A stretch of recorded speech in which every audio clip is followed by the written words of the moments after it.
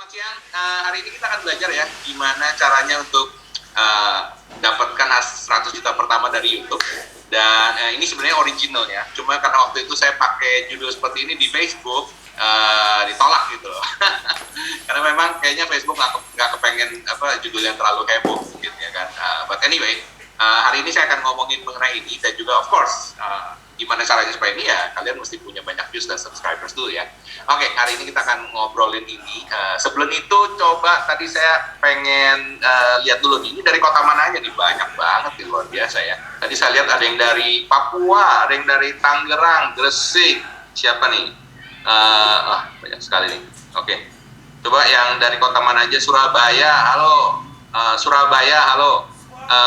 Alexander, suara nggak ada. Kalau suaranya nggak ada ya dia nggak bisa dengar suara gue ya. Tapi actually pencet di sebelah kiri sini, sebelah kirinya kamu ya. Oke, dipencet itu ada tanda mic ya, tanda mic dipencet. Oke, Ciamis, Jogja, Semarang, Cikampek, waduh seluruh Indonesia ini, Bogor, mana lagi nih, PY Entertainment, Jaksel, Nganjuk, Bali, Banten, Pekanbaru, Medan, wah oke, luar biasa. Palembang, Ciputat, Jaktim, Garut, Makassar, wah rame ya. Lubuk Linggau, Sragentina, Bandung, Jogja, Jogja ya, Malang, New York cabang Cirebon, New York cabang Cirebon, Sleman, Jakarta, Cibitung. Oke, banyak banget. Thank you semuanya yang udah hadir. Admin tolong ya, yang suaranya kedengeran tolong di chat. Kita matiin dulu ya di sini ya, biar nggak terlalu rame, Sebentar ya, kita taruh di no one dulu biar nggak rame. Ya, yang suara belum muncul, klik icon mic bagian kiri bawah. Ya, oke, langsung diklik aja di situ. Oke, saya langsung mulai aja. Ini gini ya teman-teman ya, saya tahu kalian excited, banyak sekali di sini yang chat. Cuma selama presentasi ini chatnya akan saya matikan karena ada beberapa teman kita yang pakai HP. Kasihan kalau pakai HP, kalau kamu chat dia akan muncul di tengah, ya kan? Jadi nggak enak, nontonnya, belajarnya juga jadi terganggu, ya kan? Jadi nanti akan ada sesi Q&A di akhir acara, ya kan? Mungkin kurang lebih 1,5 jam, ya kan? So selama 1,5 jam ini coba kalian fokus, ya kan, belajar. Kalau ada catatan perlu catat, ya kan? Mau screenshot silakan, tapi kita tidak bagi, ini tidak ada video rekamannya, oke? Jadi kalian mesti ikutin sendiri ya, oke? Dan kalian bisa tanya nanti question and answer di bagian akhir, oke? Oh ya, untung kan saya ngomong kayak gitu. Bentar, mesti taruh baterai dulu. Kok saya lupa baterainya, untung aja. Bentar ya, pindah ruangan tadi.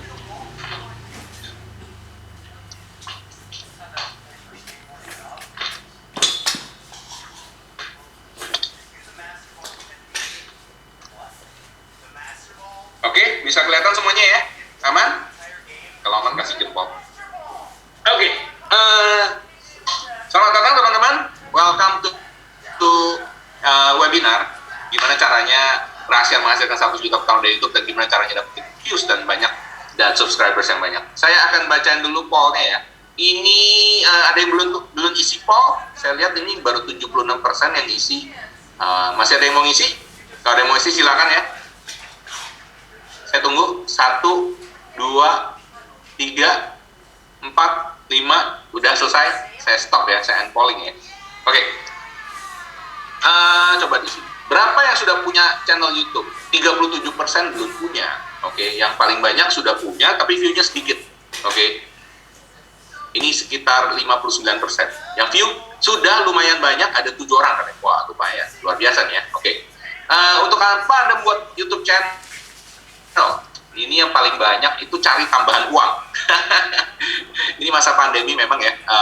Saya cukup beruntung, saya mulai YouTube itu sekitar 3 tahun lalu, teman-teman. Itu sekarang sudah memberikan income yang cukup signifikan, ya kan? Lumayan lah, bisa cicil 2-3 rumah bisa lah. Lumayan. Oke. Ada lagi yang buat hobi itu kedua paling banyak, buat bisnis dan promosi ketiga paling banyak. Hobi sama bisnis ini kurang lebih 11-12 ini, 20 sama 20% sama-sama. Personal branding 12%, Yang belum punya channel YouTube 15%, tapi kalau di atas ada 37% ngomongnya. Anyway, berapa banyak income yang ingin Anda dapatkan? Setara gaji UMR aja 12%, puluhan juta 33%, ratusan juta 55%. Nah, ini berapa banyak gaji yang Anda bisa, bukan gaji, maksudnya berapa banyak uang yang bisa dihasilkan dari YouTube itu memang bergantung dengan keyakinan kita. Keyakinan kita bergantung dengan pengetahuan kita, ya kan? Dan hari ini saya akan berbagi pengetahuan dan berbagi insight, bukan hanya dari saya aja, tapi juga dari banyak alumni saya, ya kan, yang hopefully bisa buka pikiran Anda, ya kan, mengenai potensi YouTube sendiri dan juga gimana sih caranya ya kalau kita mau mulai dan benar-benar serius mau di YouTube ini ya. Jadi hari ini kita akan ngomongin buat kalian yang serius, pengen serius, ya. Baik hobi juga serius gitu ya, tapi maksud saya ini actually serius benar-benar mau jadi content creator dan bisa mempunyai YouTube yang punya penghasilan ya. Video sudah menghasilkan berapa banyak view belum ada, paling banyak karena belum bikin, masih puluhan, ratusan, ribuan udah ada, tapi yang ratusan ribu masih belum. Oke, sudah berapa lama Anda membangun channel YouTube? Di bawah 2 tahun 21%, di atas 3 tahun 13%. Nah, ini yang menarik teman-teman. Saya nggak tahu ya, ada berapa dari kalian yang sudah punya YouTube 3 tahun, tapi kalau misalnya masih belum menghasilkan hasil yang signifikan, berarti ada sesuatu yang Anda perlu pelajari, ya kan? Saya sering ketemu yang seperti ini.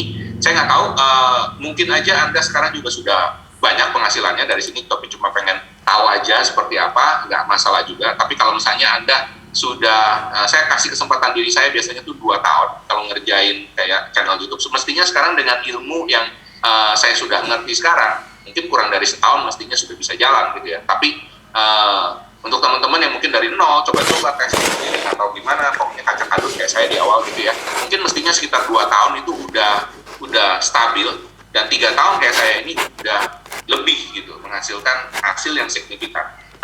Nggak peduli background Anda apa, mungkin Anda seorang pelajar, mungkin Anda seorang ibu rumah tangga, mungkin Anda seorang PNS, Anda seorang pegawai swasta, atau bahkan Anda seorang yang pemilik bisnis, ya kan?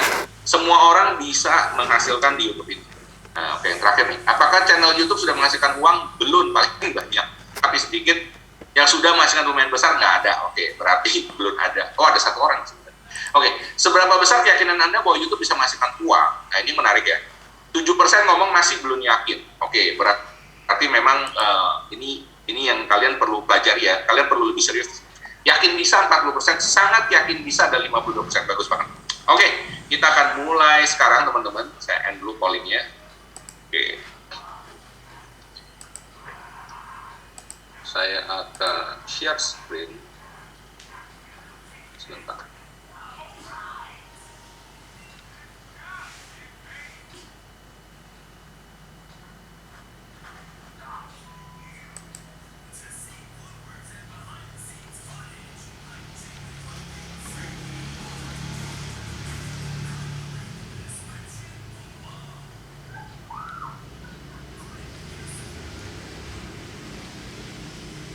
Oke, aman ya?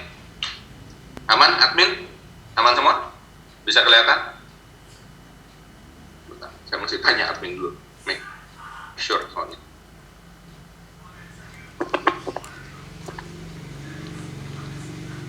Aman ya?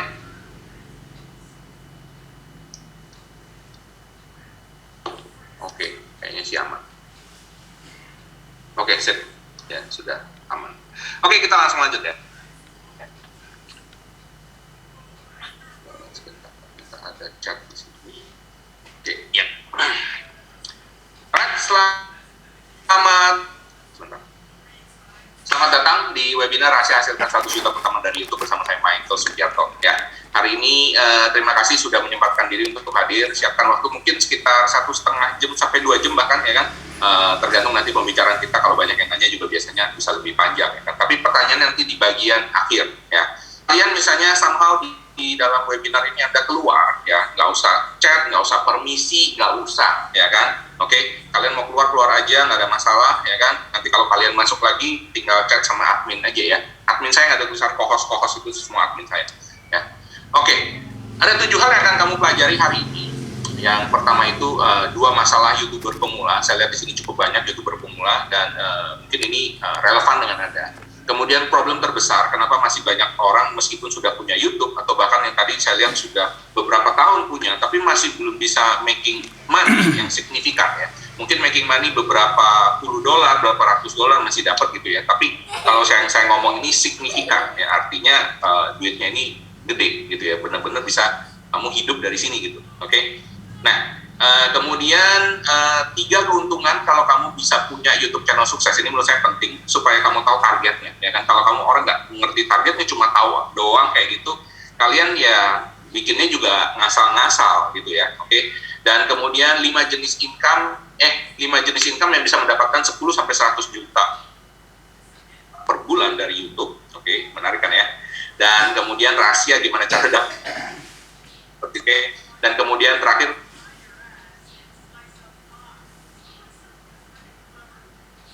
3 kunci rahasia. Kita mulai dengan ini teman-teman. Ada yang kenal siapa beliau?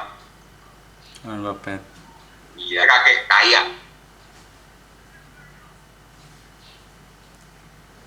Oke, ini sugih banget nih. If you doing something that you love, kalau kamu melakukan sesuatu, kamu kemungkinan besar akan memberi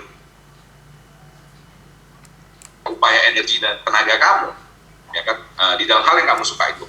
And that generally equates to making money. Dan itu biasanya, ya kan, hasilnya akan kamu akan making money, kamu akan mendapatkan uang dari situ. Jadi intinya kalau kamu mau dapetin uang, ya kan, paling enak itu memang kalau ngerjain apa yang kamu sudah suka, ya kan. Pak, saya sukanya tidur, Pak. Itu saya nggak bisa jawab, ya kan. Pak, saya sukanya nonton bisa, kamu bisa bikin YouTube channel, oke. Mungkin bisa tidur juga bisa ngomong di YouTube channel, ya kan, ngajarin orang gimana caranya tidur, ya kan. Karena banyak orang nggak ngerti, banyak orang tuh kesulitan untuk tidur, ya kan, insomnia, ya kan. Mungkin kamu bisa ngajarin orang gimana caranya supaya hilangin stres dan tidur. Intinya kalau kamu mau making money, ya kan, kalau di YouTube ini ya kamu mesti seneng bikin konten, ya. Kalau kamu nggak seneng bikin konten, I'm very sorry, ya kan, YouTube is not for you. Ada tempat lain kamu bisa dagang dan lain sebagainya. Tapi kalau YouTube kita ngomong adalah bikin konten, ya. Oke, paham di sini ya? Oke, kita lanjut. Perkenalan, saya Michael Sugiarto. Saya sudah sudah mendapatkan YouTube Silver Play Button tahun 2019 akhir, teman-teman. Saya awal itu Maret 2018, saya ingat banget, ya kan. Kemudian 2019 akhir 100.000 subscribers pertama saya. Cuma ini yang hebat, teman-teman. Bukan 100.000 pertamanya. Dari 2019 akhir berarti taruhlah 2020 awal saya mulai ya. Sekarang kan 2021 udah bulan Agustus. Ya 1,5 tahun lebih lah ya. Oke. Saya dalam 1,5 tahun pertama dapat 100.000. 1,5 tahun kedua, Anda lihat sekarang saya dapat 530.000. Artinya ada pertambahan 430.000 subscribers di jangka waktu yang sama, teman. Keren nggak, teman? Ya, itu yang saya suka dari YouTube ya. Kalau Anda kembanginnya dengan benar, ya, itu akan eksponensial, teman-teman. Jadi bukan gradual ya. Pertama memang paling susah. 1.000 pertama kamu monetize itu paling susah. But once you get it, if you get the formula right, kalau kamu ngerjainnya dengan benar, ya kan, kamu bisa eksponensial seperti saya. 1,5 tahun pertama 100.000. Dulu saya pikir itu nggak mungkin. Saya pikir nggak mungkin, susah banget. Begitu udah dapat ini, tiba-tiba jadi 300.000, 400.000. Serius? Saya sampai nggak nyangka, teman-teman. 530.000 subscribers di 1,5 tahun berikutnya. That means, I think I'm doing something right, ya kan? Dan itu yang akan saya share kepada kalian.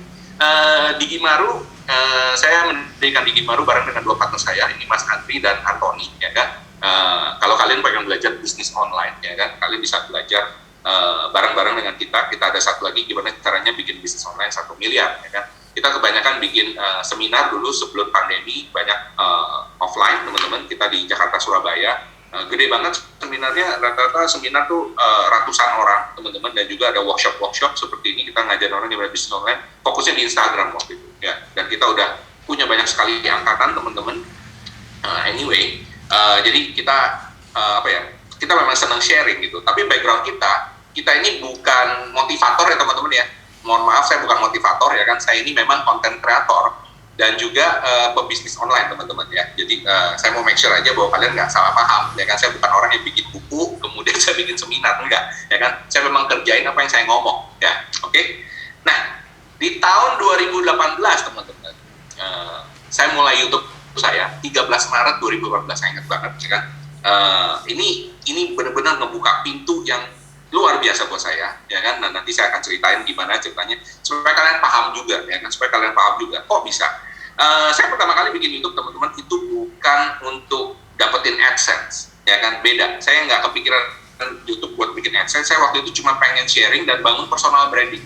Saya pengen jualan aja waktu itu, ya kan. Saya pengen jualan software saya pengen jualan webinar dan lain sebagainya. Jadi saya nggak kepikiran untuk really making money dan benar-benar hidup dari YouTube, gitu ya. Tapi obviously ternyata hasilnya jauh di luar yang saya bayangkan, gitu ya. Nah, gara-gara YouTube saya terbuka banyak pintu, teman-teman. Salah satunya ini, saya jadi salah seorang top instructor di Skill Academy, mungkin pada tahu, ya kan, ramai banget di situ. Mungkin pernah lihat muka saya juga di iklan atau di mana, gitu ya. Ini salah satu course saja yang beli ada 230.000 orang, teman-teman. Itu tahun lalu, ya. Setahun ini saya nggak tahu, pasti jauh lebih banyak. Dan juga gara-gara itu sampai diundang masuk ke TV di Net TV waktu itu, di acara ini talk show ada sama Sule, sama Andre Tolani, ya. Dan juga saya diundang TikTok waktu itu untuk buka TikTok account. Dulu saya belum main TikTok, ya kan. Sekarang udah main. TikTok juga luar biasa, nanti saya ceritain dikit, ya kan. Bahkan luar biasanya kemarin sampai sempat diundang di ini acara tiket, ya kan.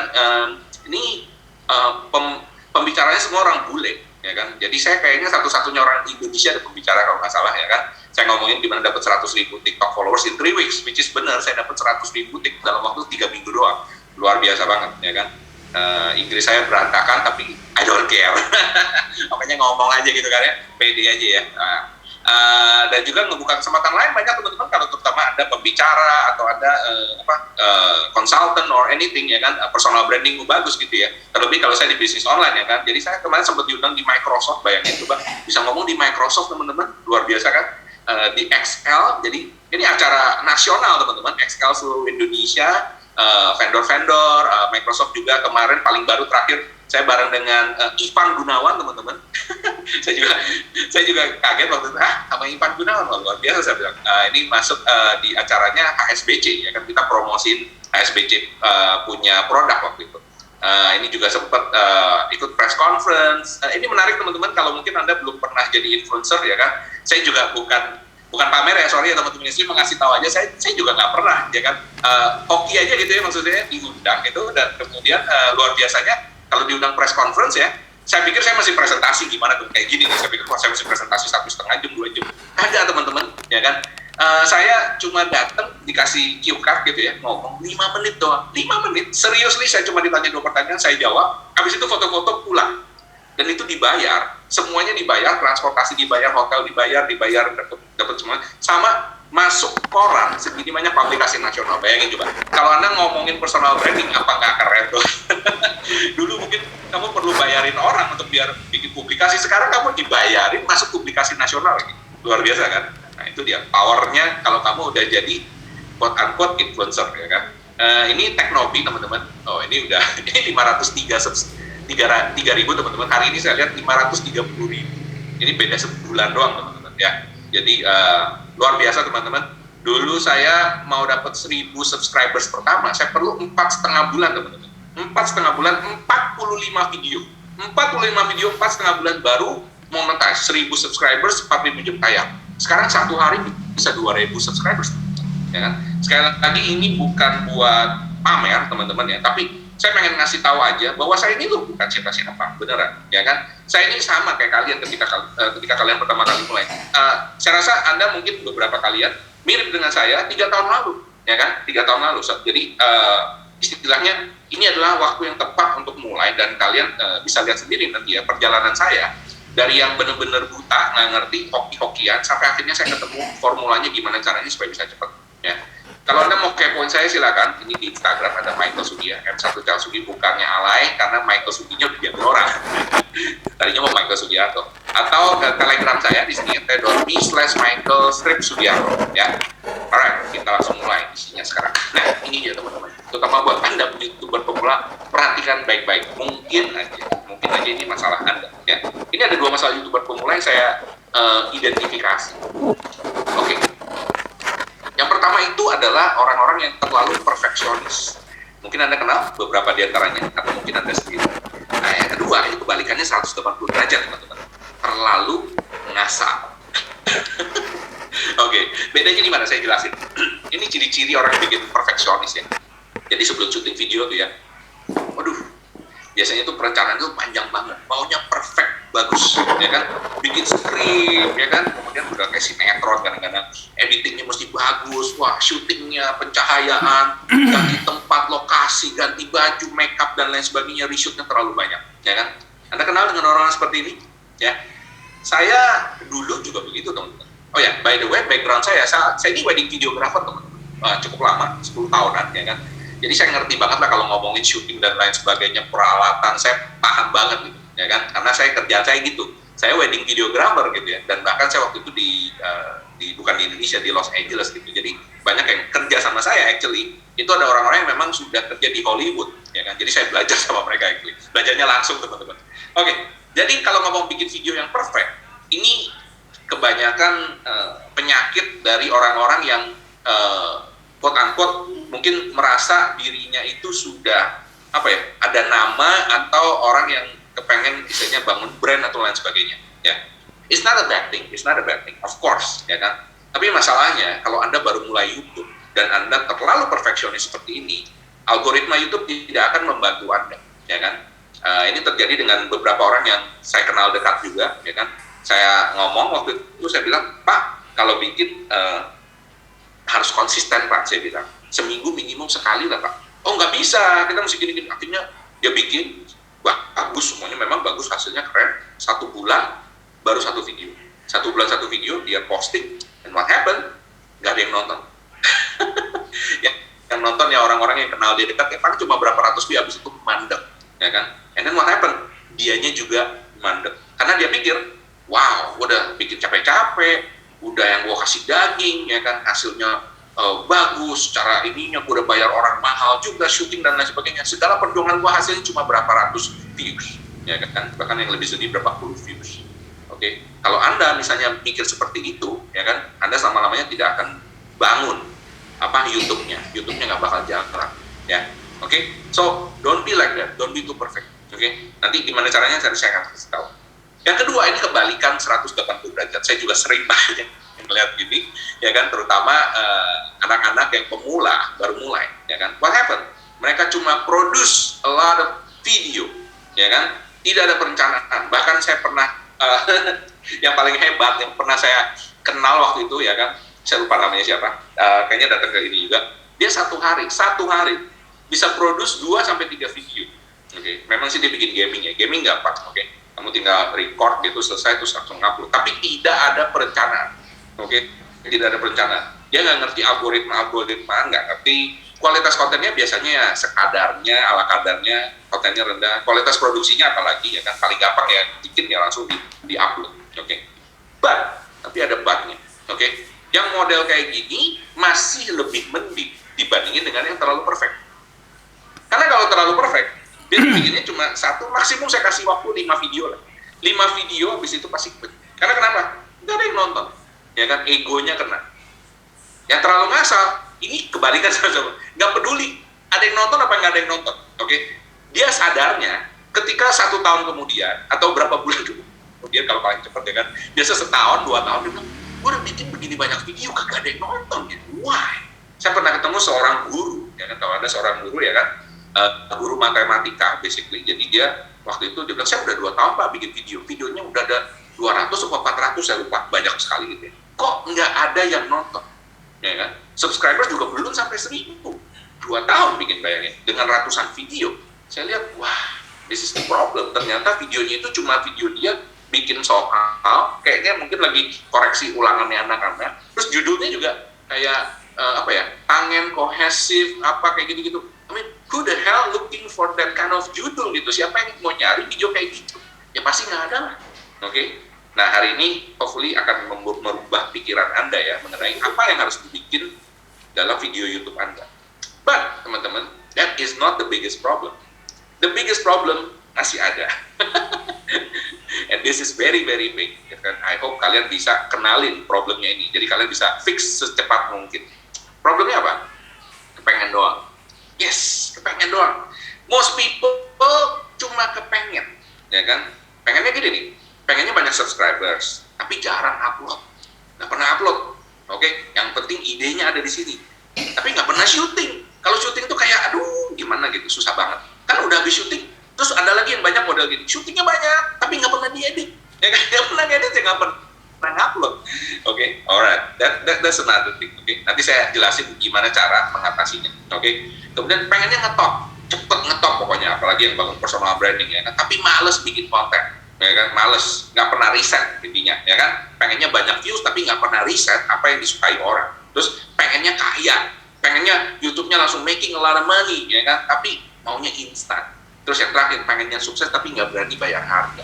Maksudnya apa nggak berani bayar harga? Maksudnya, ya kan, kamu nggak berani bayar harga waktu kamu, ya kan, nomor satu menurut saya untuk bikin YouTube itu adalah waktu, karena bikin video takes a lot of time, ya kan? Even bukan kamu yang ngedit, kamu riset aja, kamu perlu waktu untuk mikirin, untuk dipikir, ya kan? Perlu waktu, perlu energi, perlu duit gak? Definitely perlu duit, ya kan? Karena video nggak murah, ya kan? Tapi meskipun begitu, Anda bisa syuting pakai HP doang bisa. Saya syuting beberapa kali, bukan beberapa kali actually. Di awal-awal saya banyak sekali pakai HP, teman-teman, ya kan? Saya nggak ngomong alat syutingnya ya, karena kalau video you can spend as much as you want, it's still not enough, ya kan? Kalau Anda di dunia perfilman, saya mau kasih tahu aja, jangan kaget teman-teman ya. Saya pernah lihat, ya kan, barang, ya kan, senilai $2.000, $2.000 dikali 14.500 berapa tuh ya? Banyak lah ya. Oke, sekitar 28 juta, sampai 30 juta, ya kan? Apa itu? Cuma kepalanya tripod. Kepalanya tripod itu $2.000, kepalanya doang, ya kan? Bukan tripodnya, bukan kameranya, kepalanya yang muter-muter itu, ya kan? Kamu nggak percaya, kamu cek sendiri, ya kan?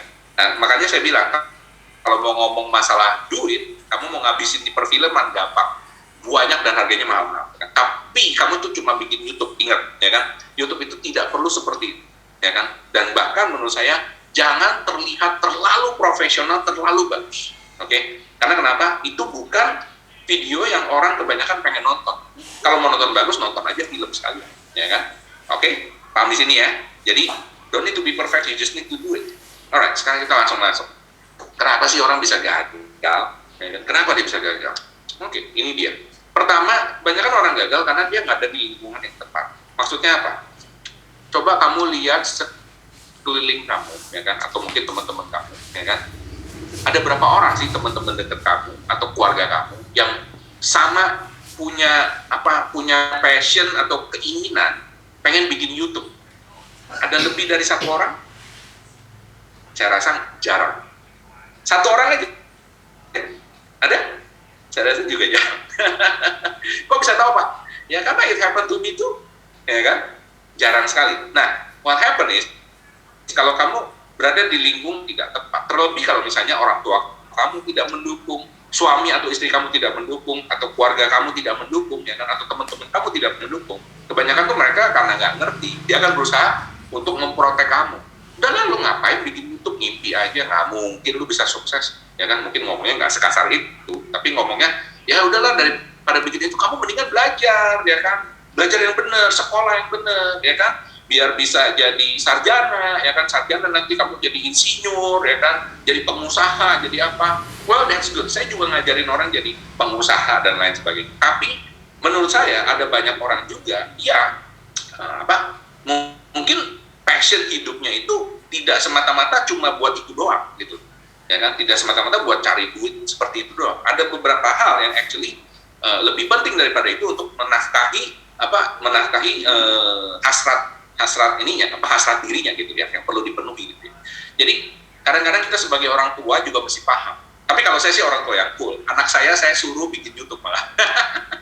Karena bapaknya udah tahu ya kan bahwa YouTube bisa menghasilkan. Oke, intinya kamu harus berada di lingkungan yang tepat. Karena kalau Anda sudah berada di lingkungan yang tepat, ya kan, Anda punya teman sesama YouTubers, ya kan, punya komunitas dan lain sebagainya, Anda akan lebih terpacu. Dan ini terlihat dari komunitas yang saya ada, ya kan. Jadi kalau kalian nanti juga bisa ikut, ya kan. Kalau kalian nanti ikutan, ya kan. Itu saya ada komunitas di mana di situ setiap kali kamu akan melihat orang yang tadinya nggak pernah ngupload sekarang jadi ngupload, jadi rajin, ya kan. terus nggak ada motivasi yang lebih dalam. Maksudnya apa? Ya itu saya ngomong, ya kan, kalau kamu tujuan bikin YouTube nomor satu adalah making money, it's not bad, ya kan, tapi kamu akan kecewa. Karena kenapa? Di awal you don't make money, keluar duit ya kan. Jadi harus ada motivasi yang lebih dalam. Motivasi saya waktu itu adalah karena saya memang senang sharing. Saya cari media untuk saya sharing, gitu ya, supaya bisa didengerin banyak orang. Tapi itu juga jelek sih motivasinya. Kalau motivasinya pengen dapat banyak views, ya kan, kamu akan menghalalkan segala cara gitu kan. Gimana cara dapat banyak views dan subscribers gitu ya. Intinya kamu perlu punya motivasi ketika kamu bikin YouTube itu, yang bisa memuaskan dirimu sendiri gitu. Ya, di luar views, subscribers dan duit. Itu dulu. Aneh kan? Tapi nanti kalau begitu jalan, itu akan kamu dapat secara otomatis. Recording in progress. Ya. Oke, paham ya di sini ya. Oke, yang ketiga, malu karena terlalu peduli apa kata orang lain. Oke.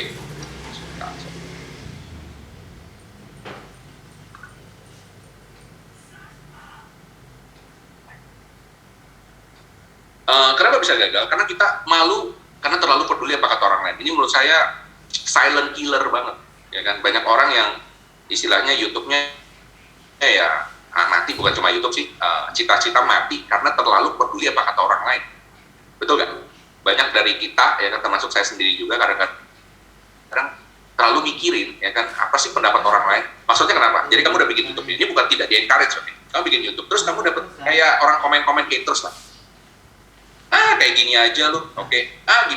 Gini aja diajarin. Cukup, ya kan? Dikatain macam-macam lah, ya dikatain, pokoknya kasar-kasar lah katanya ya. Saya nggak perlu ngomong, oke.